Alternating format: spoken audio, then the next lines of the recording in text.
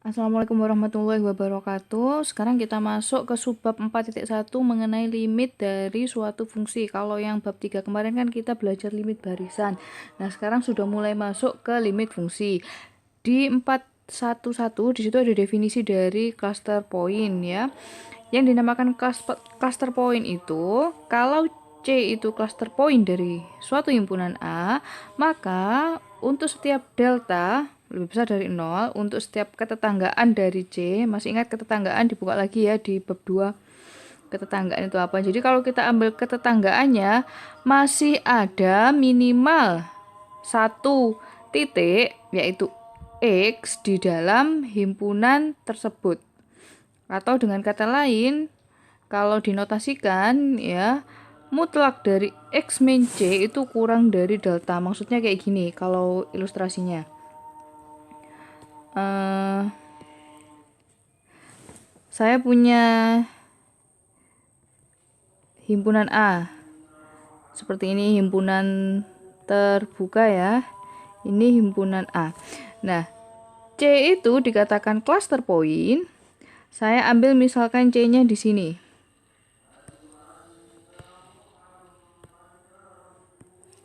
Oke, misalkan C-nya di sini. Itu cluster point-nya ya, saya ambil di situ. Nah, kalau saya ambil delta, berapapun deltanya, tetangganya, misalkan sebesar ini deltanya, ini masih ada yang biru-biru itu, ya, biru-biru, daerah biru itu yang merupakan anggotanya A. Masih ada titik-titik di sini yang merupakan anggotanya A. Gitu.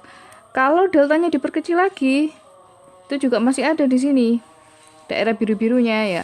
Kalau C-nya di sini, pas di ujungnya sini, saya ambil deltanya kecil sekali. Nah, ini masih ada daerah biru ini kan ya. Berarti semua titik-titik yang ada di sini itu merupakan cluster point dari himpunan tersebut. Nah, kalau yang bukan cluster point gimana? Contohnya, yang bukan cluster point. Kalau ada himpunan, ini ya, isinya cuma 1 sama 2. Jadi, kalau digambar, menggunakan garis bilangan ya, ini 1, ini 2, gitu. Cluster point-nya mana? Cluster point-nya nggak ada. Kenapa? Karena kalau misalkan 1 cluster point ya. Kalau misalkan 1 cluster point-nya, saya ambil deltanya di sini. Nah, di sini tidak ada yang titik yang merupakan anggotanya A. Karena kan titiknya anggotanya 1 sama 2 aja, padahal 2 di sini gitu kan ya. Jadi kalau saya ambil deltanya kecil segini, dia tidak memuat anggota A yang lainnya, selain C gitu maksudnya ya, selain cluster point-nya. Berarti 1 ini bukan cluster point. Apakah 2 cluster point? Sama halnya dengan 1. Kalau saya ambil deltanya segini, ini juga tidak memuat anggota A yang lainnya gitu. Berarti 2 itu bukan cluster point kayak gitu. Nah, kemudian salah satu cara untuk menentukan dia cluster point atau bukan ya, tinggal ambil aja tuh teorema 4.1.2, bilangan C itu dikatakan cluster point dari suatu subset A. Dari A ya, bilangan real jika dan hanya jika kalian bisa menemukan barisan di A sedemikian hingga limit AN-nya itu sama dengan C. Gitu. Jadi cluster point itu sama dengan limitnya itu. Kalau kalian bisa menemukan barisan seperti itu, ya berarti benar C itu adalah cluster point. Sekarang di contoh 4.1.3. Untuk yang A, open interval seperti contoh saya tadi ya. Ini ada interval terbuka dari 0 sampai 1. Ini semua anggotanya kan ya. Nah, di situ dikatakan bahwa semua titik pada open interval ini merupakan cluster point. Ya, seperti yang saya jelaskan sebelumnya.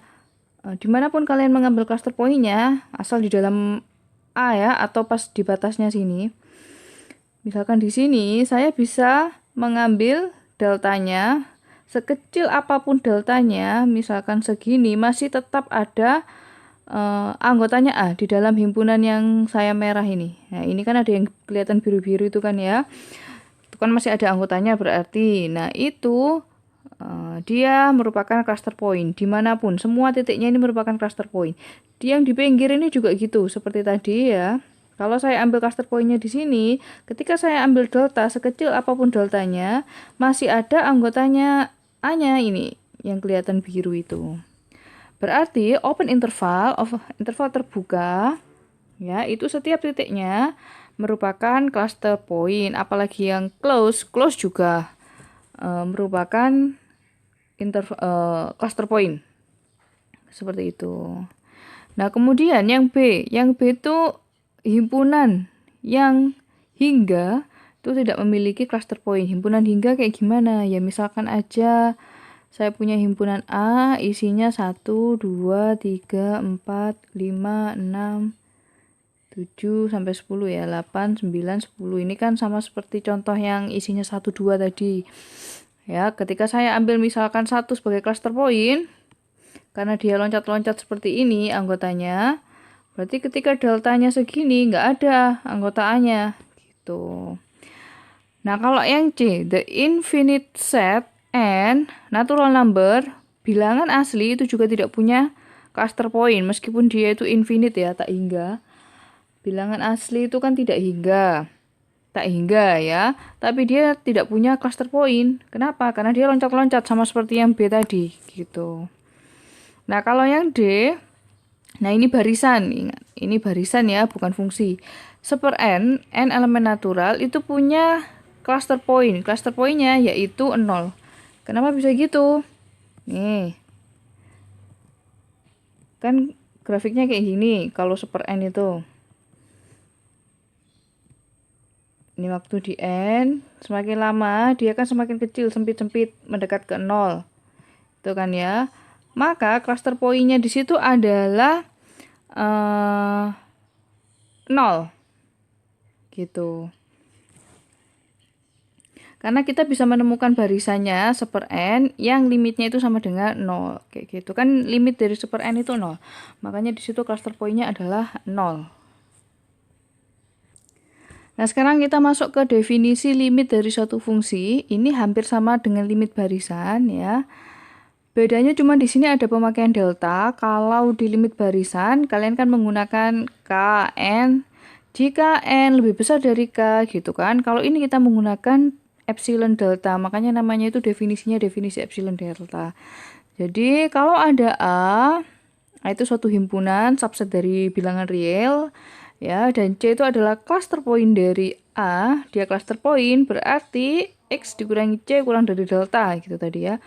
Untuk suatu fungsi f yang dipetakan dari A ke bilangan real, L itu dikatakan limitnya gitu. Kalau di barisan X dikurangi XN gitu ya. XN dikatakan limit gitu. Kalau ini L itu dikatakan L besar itu dikatakan limit dari suatu fungsi itu di titik C ya, jika untuk setiap epsilon lebih besar dari 0 ada delta positif ya. Sedemikian hingga jika X elemen A maka dan X min C itu kurang dari delta. Tadi kan karena C adalah cluster point-nya ya, berarti X min C itu kurang dari delta, maka Fx min L-nya kurang dari epsilon. Jadi ini definisinya kayak gini. Kalau ada X min C kurang dari delta, di mana delta itu positif nilainya, makanya ini antara 0 sampai delta, maka Fx min L itu kurang dari epsilon. Epsilonnya apa? Untuk setiap for any epsilon, pasti kita bisa menemukan delta yang seperti ini, gitu. Nah, sama seperti barisan, kalau kita mengatakan limit, berarti sama aja kita ngomongnya itu dia itu konvergen ya. Bisa kita katakan bahwa f itu, suatu fungsi f itu konvergen ke L pada titik C, gitu. Penulisannya L sama dengan limit X mendekat ke C fx, gitu ya.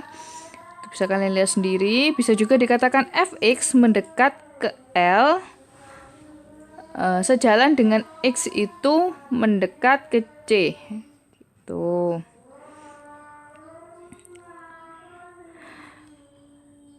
Nah, kemudian di 4.1.5 di situ ada teoremanya dikatakan bahwa Jika C itu adalah cluster point dari A, maka suatu fungsi f itu hanya memiliki satu limit saja. Ini kan sama seperti di barisan. Di barisan kemarin juga ada teorema yang seperti itu ya, bahwa suatu barisan itu hanya memiliki at most one limit gitu. Ini di fungsi juga sama, limit hanya ada satu, nggak mungkin ada dua. Untuk pembuktiannya bisa kalian baca sendiri karena ini sama persis seperti yang di barisan ya. Tinggal kita menggunakan delta aja di sini. Jadi nggak ada bedanya, K epsilon sama delta itu nggak ada bedanya. Karena di sini delta itu juga nilainya berpengaruh terhadap epsilon ya. Nilainya dipengaruhi oleh epsilon. Seperti di barisan itu kan K epsilon. K epsilonnya itu adalah epsilon berapa gitu kan. Nah, kalau di fungsi itu deltanya itu epsilon berapa, sama saja. Jadi kalau ilustrasi dari limit itu sendiri, tadi kan untuk setiap epsilon, ya berarti epsilonnya sembarang kan. Di sini misalkan ada L. Ini L-nya, yang nilai limitnya itu ya. Kalau kalian ambil ketetanggaan epsilon dari L, dari titik L, ini misalkan diambil epsilonnya jaraknya segini, berarti kan kita punya fx di sini, di sekitar L ini. Ini yang biru-biru ini ya. Nah, ini kalau ditarik garis, hasilnya kan kayak gini. Ini daerah epsilonnya. Nah, kalian pasti bisa menemukan ketetanggaan delta dari C yang nilainya itu di dalam daerahnya epsilon L itu tadi. Deltanya kan ada delta gitu kan ya. Di sini saya ambil deltanya segini. Gitu. Ini ada tetangganya C, ketetanggaan dari C. Ini ada X-nya di sini. Ini semua X-nya kan ini, makanya X min C kurang dari delta. Yang mana? Ya ini daerahnya. Nah, ini di mana? Ini kalau ditarik garis, semua yang ada di sini, yang ini, daerah ini, itu kalau kita petakan ke sana, itu kan ada di dalamnya epsilon tadi masihan semuanya. Nah, ini. Yang ini kan, nah daerah yang saya garis-garis ini masih ada dalam lingkup epsilonnya. Jadi cuman ada, ya. Misalkan lagi, itu kalau epsilonnya segitu ya. Nah kalau epsilonnya lebih kecil lagi, ini gini aja, saya gambar lagi.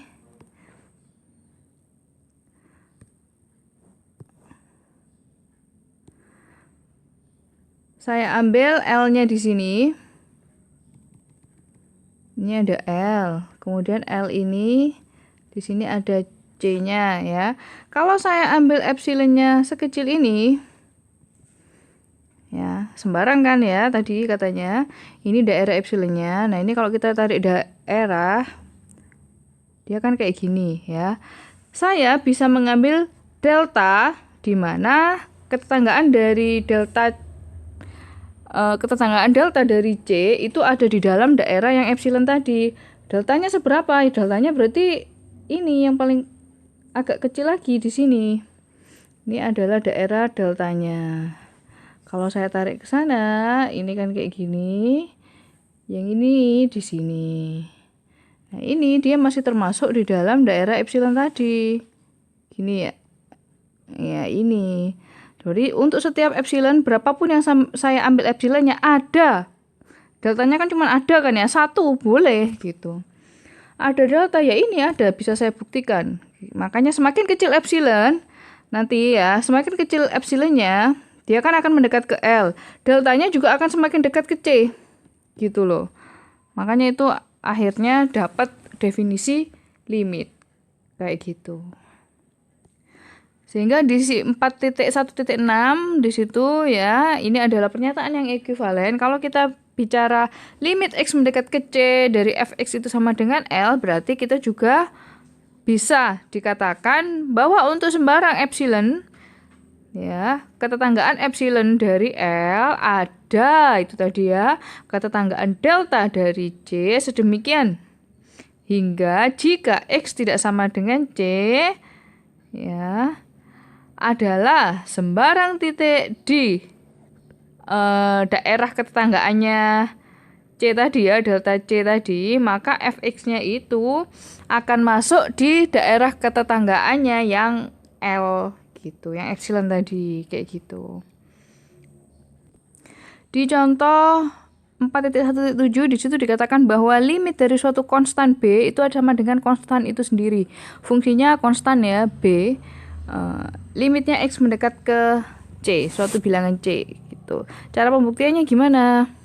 Ya, untuk setiap epsilon lebih besar 0, gini penulisannya ya, ada delta. Deltanya berapa? Deltanya tergantung epsilon gitu kan. Di sini deltanya dipilih 1.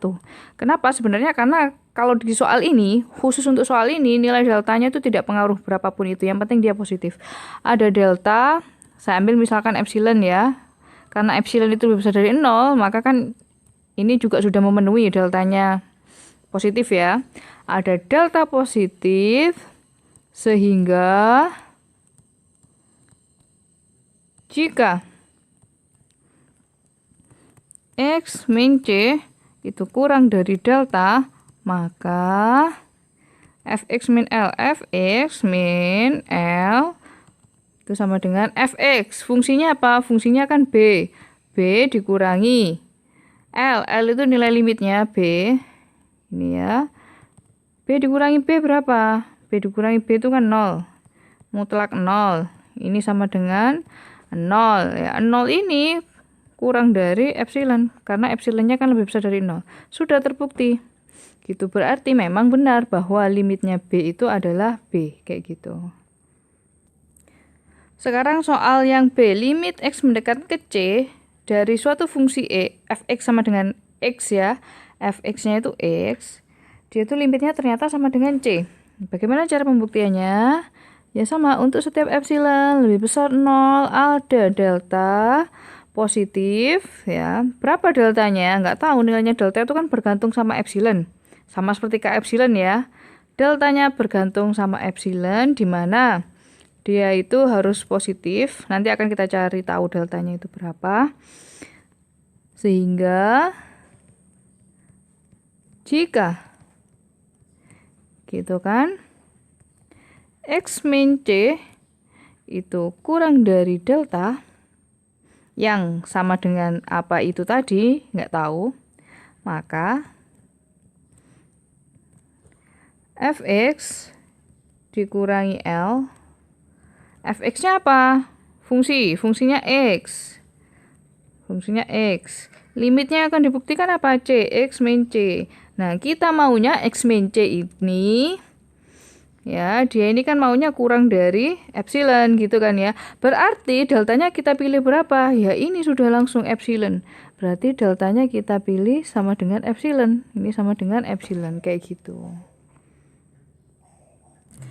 Oke, contoh sederhananya di sini ada limit X mendekat ke 4, 3X min 7 sama dengan 5. Buktikan menggunakan definisi epsilon delta ya. Sama seperti tadi, untuk setiap epsilon lebih besar 0 ada delta yang nggak tahu berapa, dia deltanya juga positif, sehingga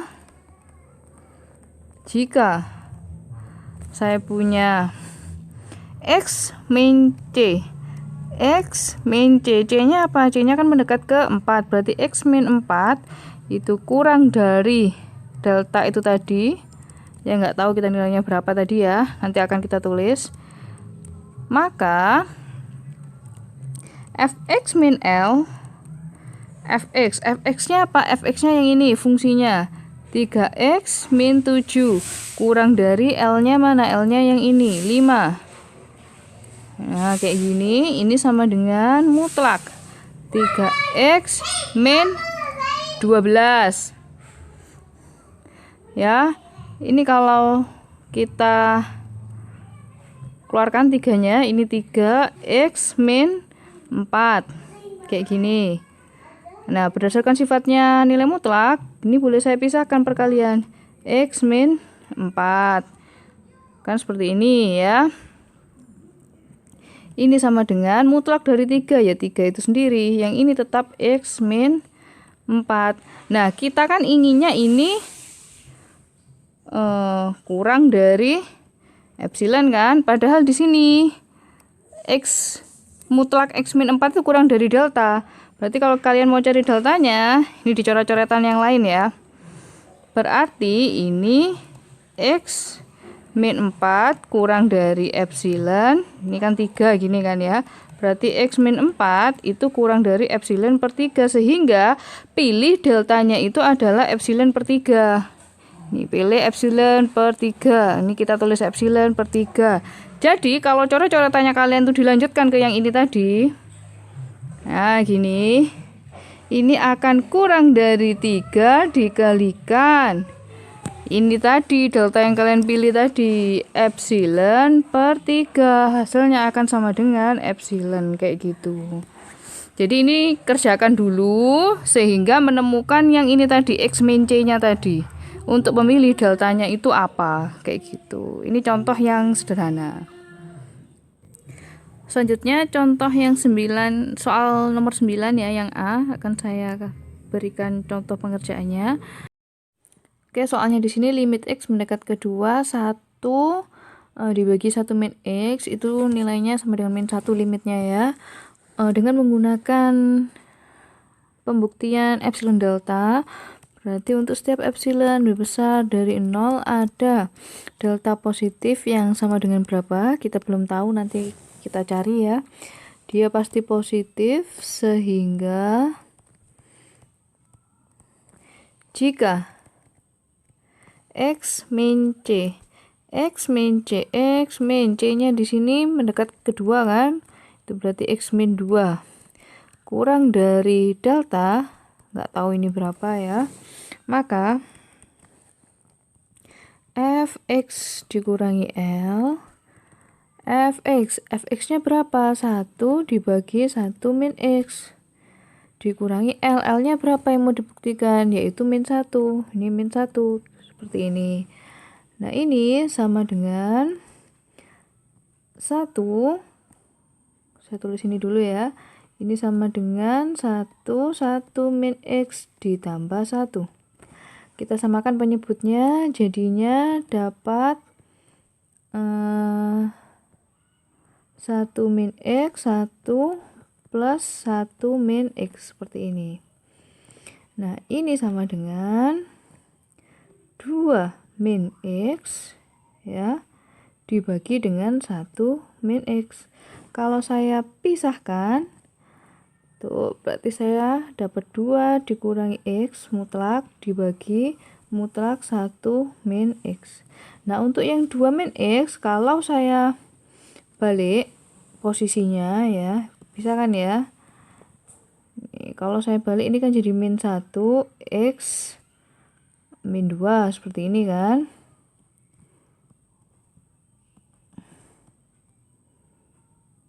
Ini kayak gini. Setelah itu di sini mutlak dari min 1 itu kan jadinya 1 ya, berarti ini kan hilang. Tinggal X min 2, X min 2. Nah, ini 1 min X.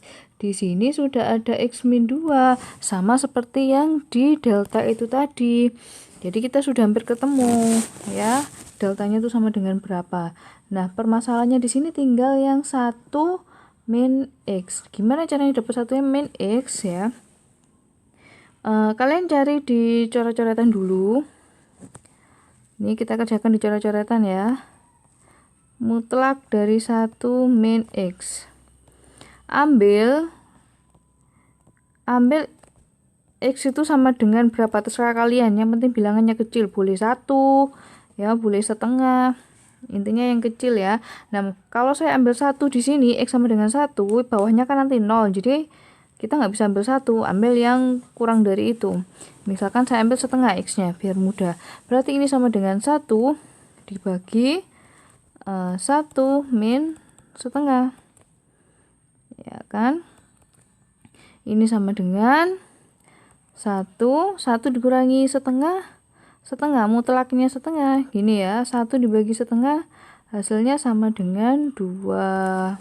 Jadi 1 dibagi mutlak 1 min X itu hasilnya sama dengan 2.